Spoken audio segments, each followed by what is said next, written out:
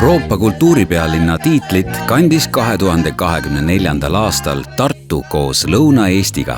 See on Lõuna-Eesti kõigi aegade suurim ühisprojekt, mille mõju ulatub 2024. aastast kaugemale. Tartu 2024 programmi raames toimus 3116 üritust, mis kogusid üle 1,3 miljoni külastuse.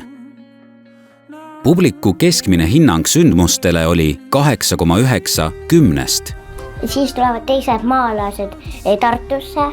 Põhiprogrammi korraldusmeeskonnas oli 4500 inimest. See on üks mastaapsemaid asju, mida minu meelest Eestis on viimastel aastatel tehtud. Ning korraldusse panustas 4672 vabatahtlikku. Tartu 2024 on esimene kultuuripealinn, mis korraldas sündmused ühtsete keskkonnahoidlike põhimõtete järgi. Põhiprogrammi elluviijate keskmine hinnang projekti õnnestumisele oli 8,7 10. See oli raske, aga väga põnev aasta. Noorteprogrammi Tartu 2024 Extended läbis 97 noort. Korraldati 36 noorteüritust, mida külastati üle 23 000 korra.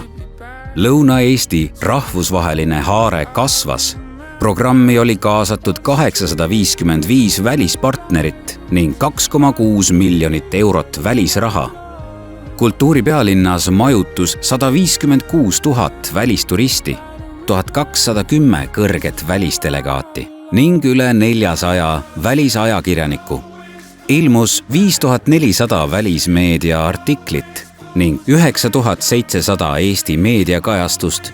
Tartu 2024 kogus sotsiaalmeedias 55 777 jälgijat ning oli Google'i enim otsitud sõnade seas. Andsime välja 15 eri toodet, mida müüdi üle 5,7 miljoni eksemplari.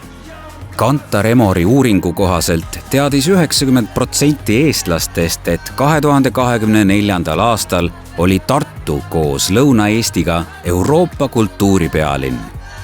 Norstati uuringus märkis 78%, et tiitliaasta tõi piirkonda külalisi ja andis võimaluse esile tõsta kohalikku eripära. Tartu 2024 pälvis rohkelt tunnustusi.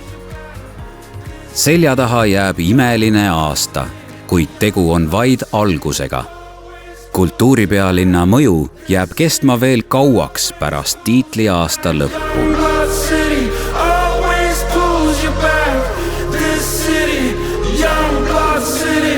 Kõrini ei hakka saama. Ei, ma tahan veel kultuuri, ma tahan veel.